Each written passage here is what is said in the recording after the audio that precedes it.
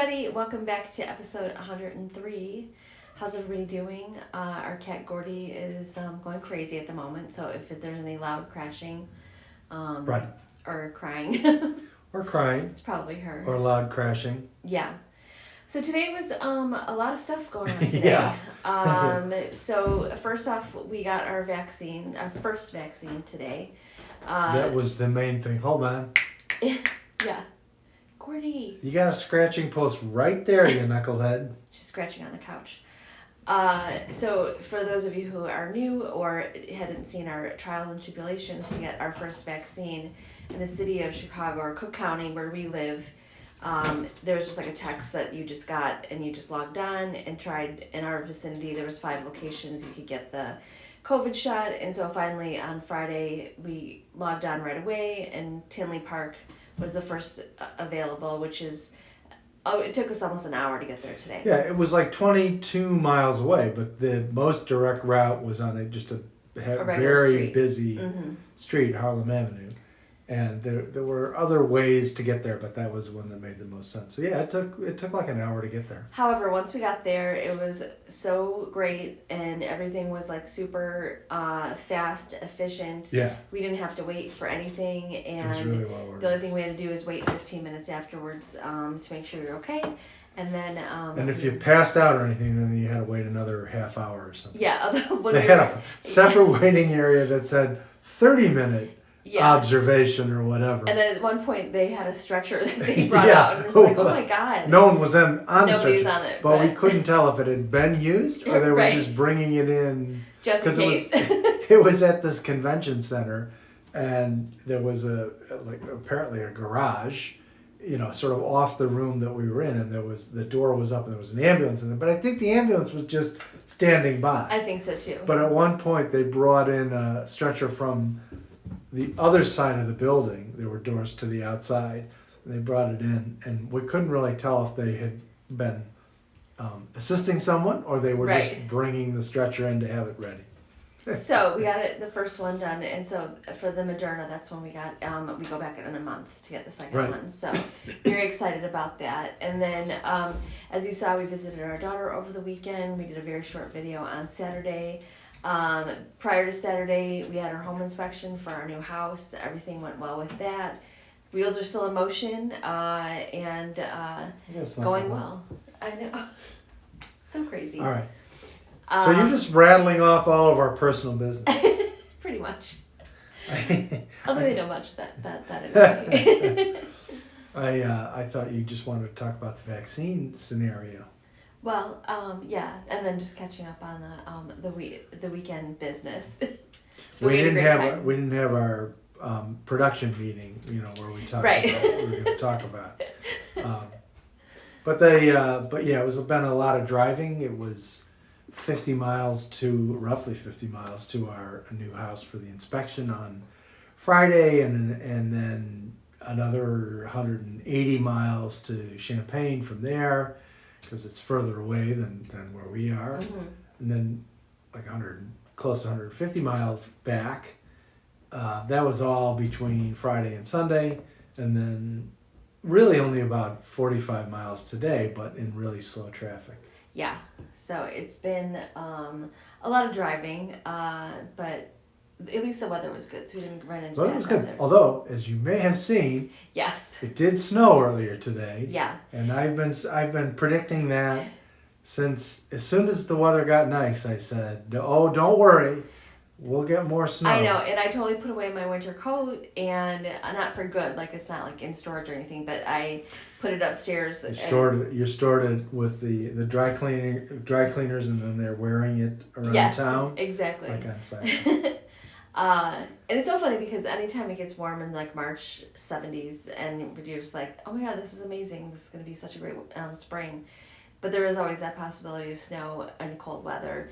And I'm always an optimist. I'm like, I don't think it's going to happen this year. And then sure enough, it's just like, I was looking outside my window and I'm like, there's little snowflakes. I'm like, no, it's actually snowing. Yeah, it didn't accumulate. No. I mean, the ground was way too warm for it really to stick. Thank goodness. But it came down for a while. It sure did. I'm just seeing like what is the And they kind of lied to us because on the phone earlier last week we kept looking and it said snow on Tuesday, and then by Sunday it no longer said that. There's no precipitation at all today. And then of course I'm sitting at my desk. I look out and there's snow, and you saw the snow. Mm-hmm. And so they lied. But also in Champaign, it said 100% chance of snow all the way through. So I'm assuming they had at least what we had, which is just snow in the air. But I was looking at weather.com, and a week from today, it's going to be a high of 77. So that's springtime in Chicago, in a nutshell. Right. So, and it was just cold today. So next week I'll be laying out in the sun. Yeah, sure. But not by the new pool, because that won't be for a while. Yeah. But getting back to the vaccine thing, it really was. They had, I think it was Air National Guard, Illinois Air National Guard members, whatever the right term is, Mm-hmm. kind of running the show. I mean, they had nurses doing the shots, but they had, a fair number, but it was very efficient because, that's like a perfect thing for the National Guard. Like, their whole thing is getting people in stuff, places, fast, and organizing things and setting things up and running things. And it was very, very efficient. There's a little bit of paperwork they have to do because they have to take down all your information. And I thought it was interesting. They asked if you had an insurance card. Yeah, I was wondering why they did that. It was free, so if you didn't have an insurance card, you still got the shot. But they took down the information, my assumption being that they are going to bill, the state of Illinois, I guess, I presume, is going to bill the insurance company, but we're not responsible. So let's say the insurance company doesn't pay, or they only pay a portion of it. We're off, it's free to us, and I think that's true everywhere. Right, but I guess, in order to recoup some of the costs, they ask for insurance. But, I mean, it wasn't like you had to have it. That's true. But I didn't really know they were going to, I mean, it's fine, I didn't care. But I didn't really know they were going to do that. Yeah, and maybe they also keep track of, how many, Aetna of their people went there. I don't know. Yeah, I don't know. We were joking because there's so many crazy conspiracy theories about the vaccine itself. So I said we should tell people that we were microchipped. Yes. That Bill Gates microchipped us. And then our son said he saw somewhere, some meme or whatever that said the vaccine gets the 5G out of your system, out of your bloodstream or something like that, which is pretty funny. So, yeah, and it was in terms of the actual thing, I mean, it was like the flu shot. I mean, you barely noticed it. Didn't hurt at all. Boom. Although, here's the funny thing. So for the first time today, since I started my job 4.5 going on 5 years ago, I wasn't wearing adult clothes. Well, they were adult clothes, but I wasn't wearing business clothes for work. And I had 3 meetings today, but I wore a t-shirt because we knew we were going to, we didn't know how long this whole process was going to take, but we knew we had to have, short sleeves. Pull up your... Right, when we got there. So I had a meeting at 10:30, 11:30, and 3:30, and all 3 of them, well, the middle one I was not on camera, but the first one and the last one, everybody had their cameras on, so I'm like, all right. Yeah. So there I am in a t-shirt. But they're like, what are you doing? Right. And one of the guys, the first meeting, one of the guys, because, I was not wearing a sweatshirt over it, he goes, do I see some ink on your arm? So then I had to tell him the whole tattoo story. But he was impressed. That's good. Yeah. And then I showed up at the third meeting with, essentially my boss's boss was running that meeting. And, I mean, nobody cares because people always dress down. But it was funny. In that group, I was the only one with a t-shirt on. Right. And it's not, it's my Clash t-shirt too. So it's it has an image on it anyway. Right. It was kind of funny. I didn't care. Then they'll be like, but what do you wear another t-shirt? Well, it's funny because I texted one of the coworkers and I said, it was not meant as an homage to our boss recently left. He left Yeah, last Friday was his last day, and he always dressed down. Like he would always be in a t-shirt or something like that. The last meeting we had, he was wearing a company t-shirt, but it was a t-shirt, Right. just as I don't know. A final farewell. A final farewell, but it was pretty funny that, I texted her and I'm like, it was not an homage to Rob. This was just, got the vaccine today and had to have a t-shirt. Exactly. It was pretty funny. But I'm happy finally to get this part, at least part of it over with everything we have going on. It's just going to be a busy month, like we mentioned before. So the wheels are in motion, things are happening, we're getting organized. And How about side effects? Yeah, how are you feeling? I feel fine. My arm is just a little bit sore. Like if I just do like that, my arm is sore. But other than that, I was telling David that's like one of those things. What the side effects may be, and then if you kind of feel like it, it's like, am I just imagining that, or do I really feel like that, or am I just going with it because that's what everyone says you're supposed to do? I think it's hilarious that like one of the side effects is being tired. I'm like, how the hell am I going to know if it's the vaccine? Yeah, am I more tired or just because I'm always tired? Yeah, just the usual amount of tired. Right. Yeah, I'm a little bit tired, but same thing. It could just be like, just from being busy and stuff like that. But I'm not really worried about it because obviously it's better than having COVID. So we've known people who've had it. Our old neighbor passed away from it. Right. So we've been touched by it a lot. So I don't wish that on anybody, kind of thing. So I will still stick it out. We both are going to stick it out and do our part.